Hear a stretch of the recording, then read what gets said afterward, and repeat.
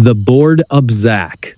In the upcoming chapter, it was a quiet night in Sacramento, California, when the first chilling whispers of terror began to spread through the community. A shadowy figure moved silently under the cover of darkness, leaving behind a trail of unspeakable acts that would haunt the state for decades. Imagine this: a predator who struck not once, not twice, but over and over again, leaving victims traumatized and authorities baffled. This wasn't just any criminal, this was someone who seemed to vanish into thin air after each attack, leaving no trace except for fragments of fear scattered across multiple cities. Before I dive in, tell me, where are you watching from and what time is it there for you? I love knowing who's out there with me and where in the world you're tuning in from. Whether you're starting your day, winding down at night, or somewhere in between, I want to know what your moment looks like. It's also a great way for me to get to know you better and maybe even shape future content around your schedules. So go ahead, drop a comment below and let me know where you are today. I'm all ears. The year was 1976 when the first reports emerged of a brutal intruder breaking into homes during the dead of night. The East Area Rapist, as he came to be known, targeted women in their own beds, using violence and intimidation to silence them. Over the next decade, his crimes escalated beyond sexual assaults to include cold-blooded murder. By the early 1980s, he had expanded his territory, moving south to Orange County and leaving a trail of death and destruction in his wake. For years, law enforcement struggled to piece together the puzzle of who or what this monster could be. In the small town of Rancho Cordova, nestled near Sacramento, residents lived in constant dread. Families bolted their doors shut, installed security systems, and avoided walking alone after sunset. Yet nothing stopped the predator from striking again and again.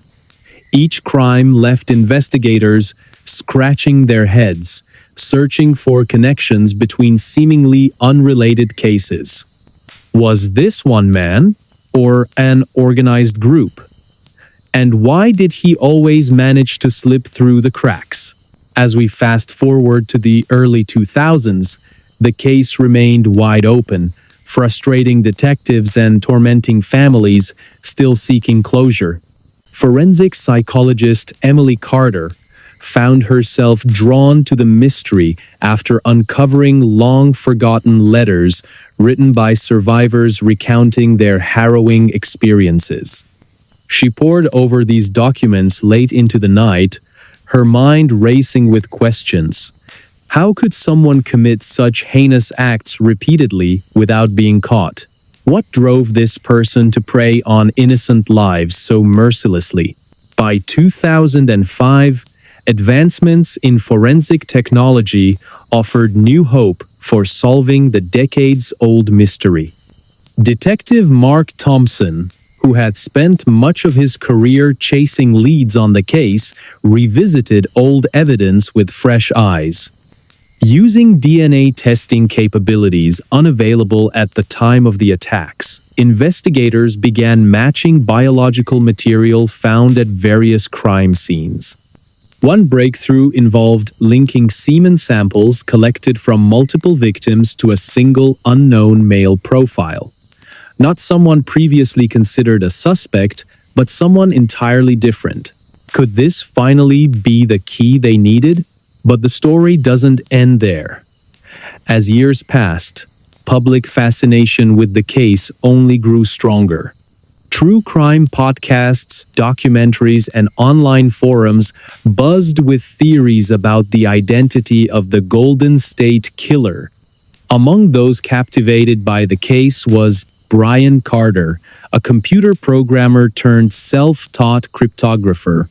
He applied advanced algorithms to decode patterns hidden within DNA databases, hoping to uncover clues missed by professionals.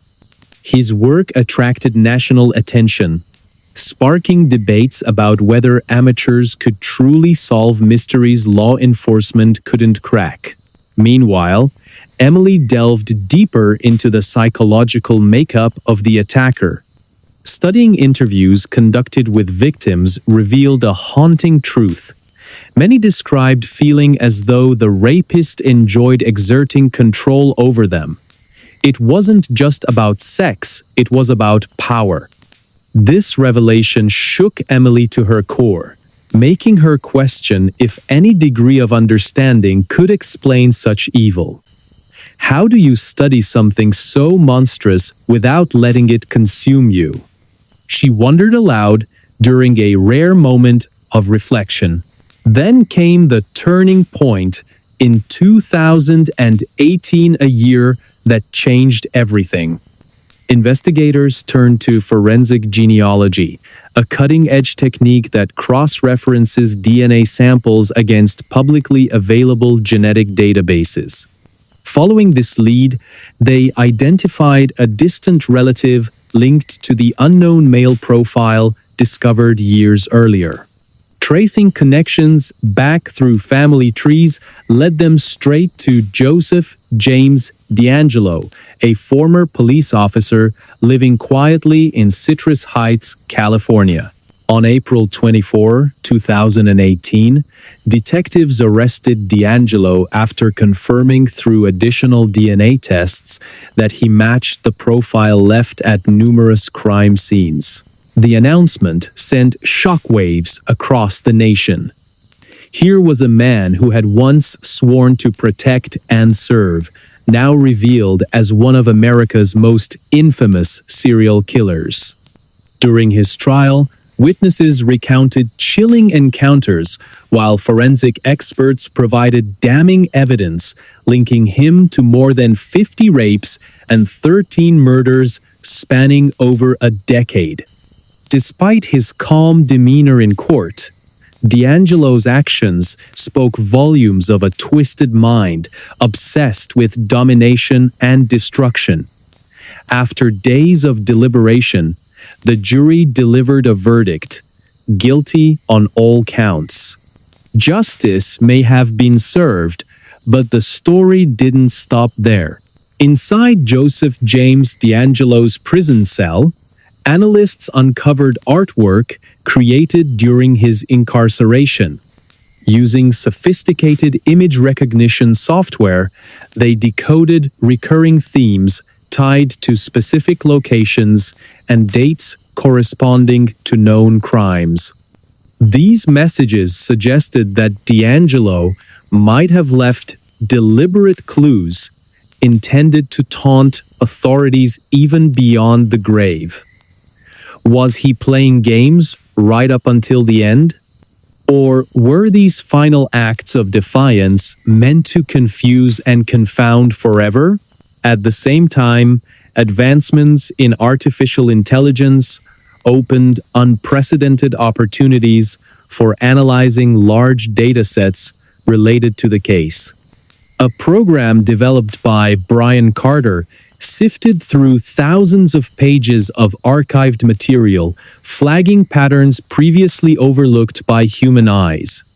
His findings hinted at possible ties between DeAngelo's actions and broader criminal networks operating throughout California during the 1970s and 1980s. Were these isolated incidents or part of something far larger? The atmosphere shifted dramatically as public interest in the case surged once again. Social media platforms buzzed with theories, some credible, others far-fetched, yet all contributing to a global conversation about justice and accountability. Families affected by similar losses gathered annually to honor their loved ones, finding solace in shared memories and unwavering determination. "We won't stop fighting," said Linda Hayes during a memorial service held near Sacramento, her voice cracking with emotion, underscoring the personal stakes involved.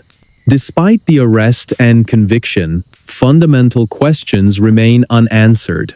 What exactly caused Joseph James DeAngelo to become who he was? Can anyone fully comprehend the depths of such depravity? Psychologists have debated these issues for years, examining factors ranging from childhood trauma to societal influences. But perhaps the most haunting question of all is whether true evil can ever truly be understood, or will it always lurk just beyond our grasp? Let's take a step back and revisit the beginning. Picture this: a suburban neighborhood bathed in moonlight, where shadows stretch long and every creak of the floorboards echoes like a warning. Somewhere among these streets, a predator stalked his prey, methodically planning each move before striking without mercy. Residents went to bed feeling safe, only to awaken to horror unimaginable. How does someone fall so far into madness that they see nothing wrong with destroying lives so casually? For every answer uncovered, new mysteries arise. Did DeAngelo act alone, or did others participate in his crimes? Could there be more victims than originally thought? Advances in forensic science continue to unravel secrets buried deep within archives, offering tantalizing possibilities worth pursuing. In 2023, researchers announced another startling discovery. Traces of handwritten notes found at several crime scenes contained cryptic symbols resembling codes used by military personnel. Could DeAngelo's background as a policeman and Vietnam War veteran provide insight into his methods or mask darker truths waiting to surface? Technology evolves at breakneck speed, offering tools once thought impossible. Yet challenges persist. Forensic experts warn against over-reliance on machines, emphasizing the importance of human intuition in solving complex cases. Psychologists study behavioral patterns exhibited by perpetrators, hoping to identify warning signs before tragedies occur. Ordinary citizens grapple with difficult questions about safety, trust, and accountability in their communities. How close do monsters live to us, and how easily can we miss the signs? As we reflect on this harrowing tale, one thing becomes clear. Evil exists in many forms, often hiding in plain sight. But so does resilience. Despite the horrors endured, the people of California continued to rebuild, finding light in the darkest corners. Support groups formed by family members of victims offer comfort and strength, reminding everyone that love can conquer fear. Memorials stand proudly, honoring those lost and inspiring future generations to learn from past mistakes. Do you believe the case will ever be fully solved? Or does its identity remain forever shrouded in darkness? As we ponder these questions, let us remember the lives touched and tragically ended by this horrific series of crimes. Because only by honoring their memory can we hope to move forward, armed with knowledge and fortified by compassion. Or will the shadows always hold sway, reminding us of the limits of human understanding? What do you think happened here? Let me know in the comments below. Do you agree with the theories presented? Or do you have your own ideas about what drove D'Angelo to commit such atrocities? Your input matters, and it shapes the stories I share next. So go ahead, type it out, and hit send. I'll see you there. In the upcoming chapter, in the heart of California, during a sweltering summer night in 1969, something unimaginable unfolded. A group of shadowy figures moved silently through the darkness, their intentions as sinister as they were unclear.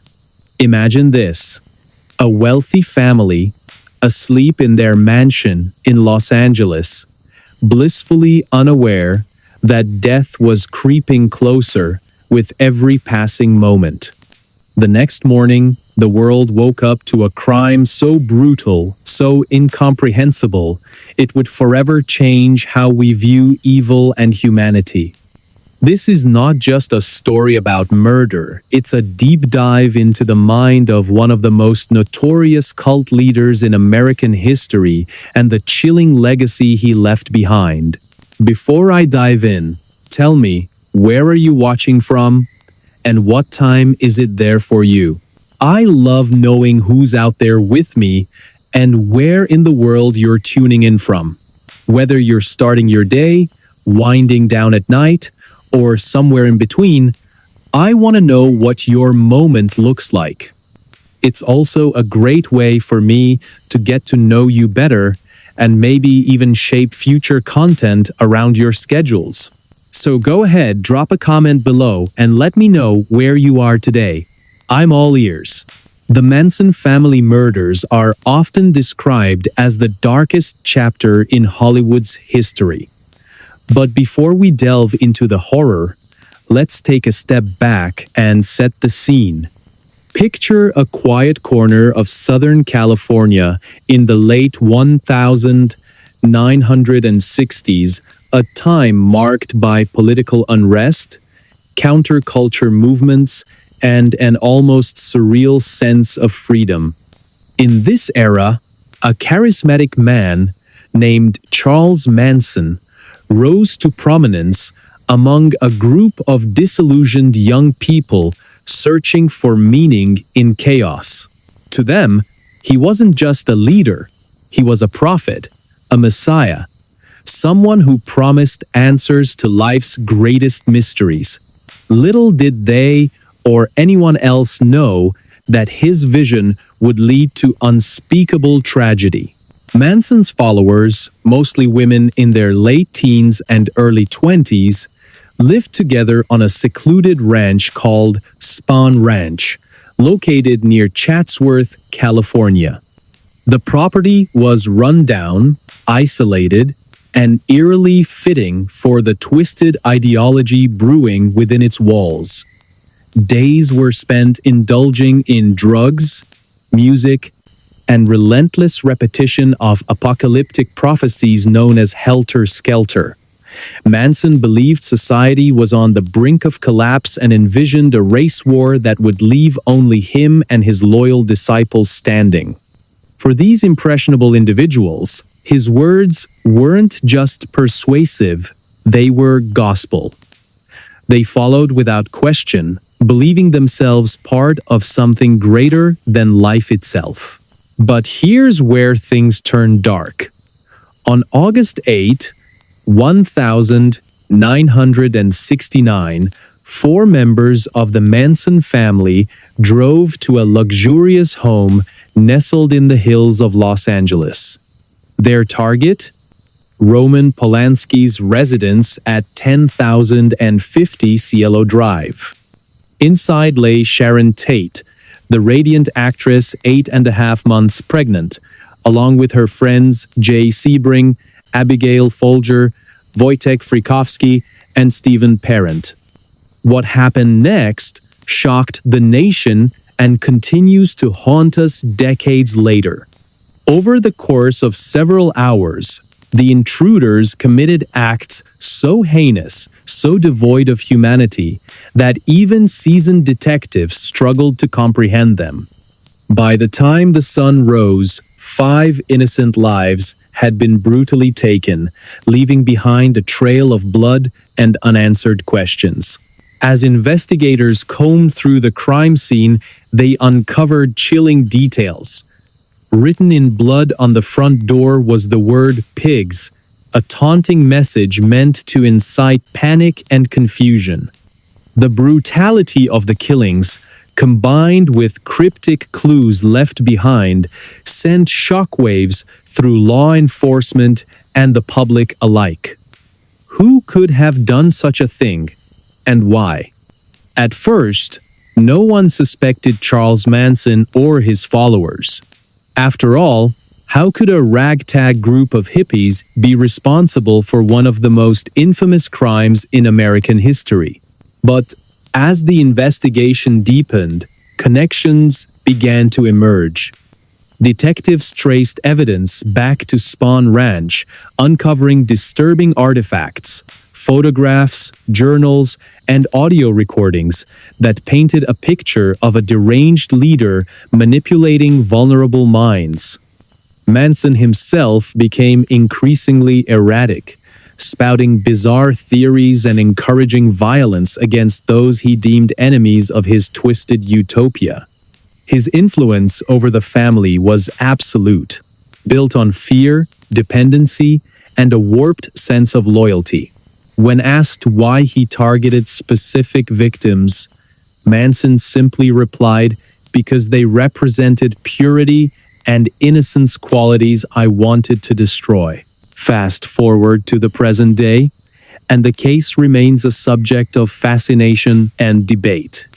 Advances in forensic science and psychology have shed new light on Manson's methods, revealing patterns that might have gone unnoticed during the original investigation. For instance, modern psychologists now recognize the power dynamics at play within cults, emphasizing how charismatic leaders exploit emotional vulnerabilities to gain control.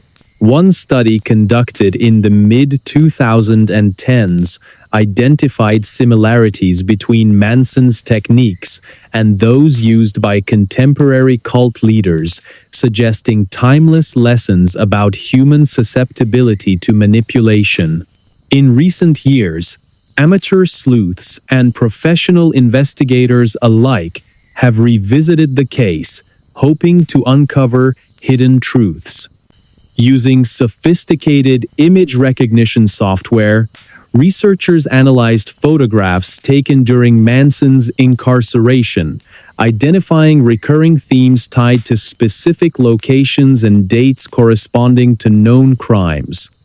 These findings suggest Manson may have left deliberate clues intended to mock authorities long after his capture. Was he playing games right up until the end? Some believe so, pointing to letters written while awaiting execution that contained riddles and cryptic messages still unsolved today. Meanwhile, technology has played a pivotal role in reigniting interest in the case. Social media platforms buzz with theories, some credible, others far-fetched, yet all contributing to a global conversation about justice and accountability. Families affected by similar losses gather annually to honor their loved ones, finding solace in shared memories and unwavering determination. As Linda Hayes, sister of a victim, said during a memorial service held near Los Angeles, "We won't stop fighting. We owe it to them to keep searching for answers." Yet, despite progress, fundamental questions remain unanswered. How does someone become capable of such brutality? Can we ever fully understand the depths of depravity exhibited by Manson and his followers? And perhaps most hauntingly, how do we prevent future generations from producing similar monsters? Forensic psychologist Emily Carter addressed these concerns during a lecture at Stanford University, confessing, "It feels like talking to something else entirely when you analyze Manson's psyche. He didn't seem human." Now, let's consider the broader implications. Manson's actions didn't occur in a vacuum. They were influenced by societal factors ranging from economic inequality to widespread disillusionment with mainstream values. Modern experts argue that understanding these elements is crucial if we hope to combat extremism in any form. Episodes of documentaries exploring the social climate of the late 1960s resonate strongly with viewers navigating their own uncertain times. Could such a monster exist today? That's the question posed by investigative journalist Paul Hayes during the season finale of America's Darkest Hour. His words lingered in listeners' minds long after the episode ended. And then came the twist. In 2020, a former member of the Manson family came forward with revelations so shocking they threatened to rewrite history. Known only as Linda Hayes, she revealed intimate details about life within the group, exposing layers of brainwashing previously unexplored. Drugs, music, and relentless repetition of apocalyptic prophecies created an environment where reality blurred into fantasy. To us, Linda admitted during a televised interview, he wasn't just a man, he was God incarnate. Her testimony provided unprecedented insight into the dynamics of cult psychology, sparking widespread discussions about vulnerability and susceptibility to manipulation. By 2023, advancements in artificial intelligence offered unprecedented opportunities for analyzing large datasets related to the case. A program developed by Brian Carter sifted through thousands of pages of archived material, flagging patterns previously overlooked by human eyes. His findings suggested possible ties between Manson's actions and broader criminal networks operating throughout California during the same period. Are we looking at isolated incidents or part of something larger? Brian asked during a live session, drawing nods of agreement from participants. The atmosphere shifted dramatically as public interest in the case grew once again. Social media platforms buzzed with theories, some credible, others far-fetched, yet all contributing to a global conversation about justice and accountability. Families affected by similar losses gathered annually to honor their loved ones, finding solace in shared memories and unwavering determination.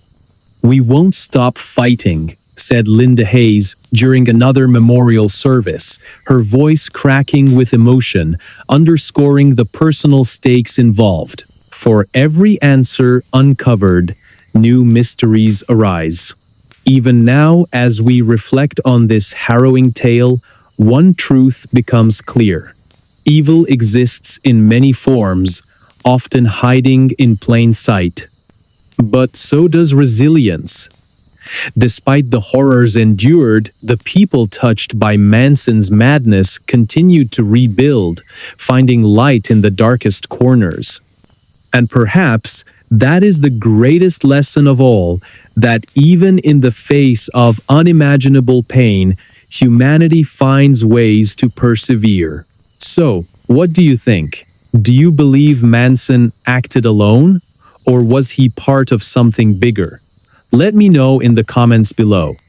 Your input matters, and it shapes the stories I share next.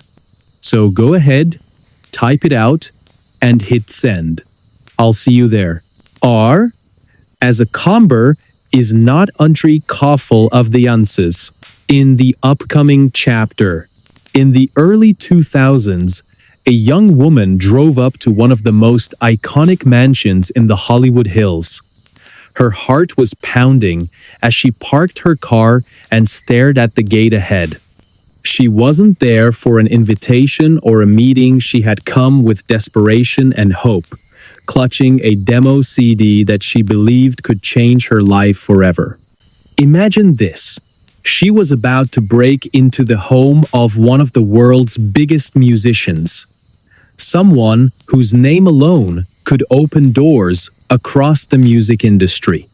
But what happens next is not just a story of ambition, it's a tale of guts, luck, and an unexpected twist that no one saw coming. Before I dive in, tell me, where are you watching from? And what time is it there for you? I love knowing who's out there with me and where in the world you're tuning in from. Whether you're starting your day, winding down at night, or somewhere in between, I want to know what your moment looks like. It's also a great way for me to get to know you better and maybe even shape future content around your schedules. So go ahead, drop a comment below and let me know where you are today. I'm all ears. The young woman, let's call her Rose, was a musician trying to make it big in a city known for crushing dreams as much as fulfilling them. Back then, she lived in a tiny apartment on the edge of Los Angeles, struggling to pay rent while balancing odd jobs and writing songs late into the night. Her big dream? To be discovered by someone who could elevate her career overnight. And so, after months of planning, she decided to take a risk, a highly illegal one that might either ruin her life or launch it into stardom. That afternoon, Rose pulled up to the mansion gates, her hands trembling on the steering wheel. The property was massive, surrounded by lush greenery and towering walls designed to keep prying eyes away. As she sat there, debating whether she should actually go through with her plan, she noticed the gardener working nearby. At first, she thought the gardener would be a problem. If they spotted her sneaking in, everything would fall apart. But then she realized something. Maybe the gardener could help her. Taking a deep breath, she walked up to the gate with her last $5 bill in hand. "Please," she said softly but firmly, "let me go through. I just want to drop something off." Surprisingly, the gardener smiled, took the money, and nodded silently, stepping aside to let her pass. Rose's heart raced as she stepped onto the driveway. Every step felt like walking on thin ice. Cameras were everywhere, pointing in every direction, yet none of them seemed to notice her presence. She glanced around nervously, expecting security guards to appear at any moment, but the place was eerily quiet. Finally, she reached the front door, hesitated for a second, and turned the knob. To her shock, it opened without resistance. Stepping inside, she found herself surrounded by luxury, expensive artwork, plush furniture, and a sense of opulence that only the rich truly understand. Still, there was no one around. It was almost surreal. As she explored the ground floor, searching for any sign of the owner, Rose couldn't shake the feeling that she was living in a movie scene. This wasn't supposed to happen. It was too easy, too straightforward. Yet, here she was, standing in the middle of a house belonging to one of the most famous people on the planet. Eventually, curiosity led her to discover an elevator. Without thinking twice, she stepped inside, pressed the button for the upper floors, and waited anxiously as the elevator ascended. But just as the elevator doors opened, reality hit her hard. There, sitting in the room right outside, was the legendary musician himself, Prince. He looked calm, almost serene, strumming his guitar as if nothing unusual was happening. For a brief moment, neither of them moved. Rose stood frozen, staring at the man she idolized, while Prince simply turned his head, raising an eyebrow at this unexpected visitor. Then, gathering all her courage, Rose stepped forward, threw the demo CD onto the table between them, and bolted back toward the elevator without saying a word. By the time she made it back to the front door, Prince's security team had already caught up to her. They stopped her, questioned her, and surely considered calling the police. However, instead of pressing charges, Prince listened to her explanation. Perhaps he saw something in her determination, or maybe he understood the lengths artists sometimes go to when chasing their dreams. Whatever the reason, he let her walk away unscathed but empty-handed. That interaction didn't lead to immediate fame. In fact, it seemed like just another bizarre chapter in her chaotic journey. Fast forward a few years, and Rose, now performing under the stage name Kesha, became a household name in the music industry. Her breakout hit TikTok dominated airwaves worldwide, selling millions of copies and earning her international recognition. Fans adored her edgy style and raw talent, but little did they know how close she came to being arrested before achieving success. Years later, during interviews, Kesha would occasionally mention the incident, always laughing it off as a youthful folly. However, behind closed doors, she admitted privately that the experience taught her resilience, the importance of never giving up, even when the odds seem insurmountable. Now, here's where things get interesting. While Kesha's career skyrocketed, questions lingered about that fateful day. Did Prince ever listen to the demo CD she left behind? If so, what did he think of it? Some speculate that he might have been impressed enough to share it with industry contacts, planting seeds for Kesha's eventual rise. Others believe it was mere coincidence, attributing her success solely to her relentless drive and unique sound. Regardless, the story serves as a reminder of how thin the line can be between failure and triumph. Let's rewind a bit further. Why did Rose choose such a drastic approach in the first place? Growing up in Tennessee, she had always dreamed of becoming a singer. Music flowed through her veins, and performing was more than a passion, it was her identity. But breaking into the industry proved far harder than she imagined. Rejection letters piled up, auditions ended in disappointment, and financial struggles forced her to take odd jobs just to survive. One evening, while brainstorming ideas with friends, someone suggested targeting high-profile celebrities directly. It sounded crazy, but after weeks of deliberation, Rose decided to give it a shot. After all, what did she have to lose? What makes this story even more fascinating is the broader context of the early 2000s music scene. At the time, technology hadn't yet revolutionized the way artists connected with audiences. Social media platforms like Instagram and TikTok didn't exist, meaning aspiring musicians relied heavily on traditional methods, record deals, radio play, and live performances to gain exposure. Breaking through required creativity, boldness, and sometimes sheer audacity.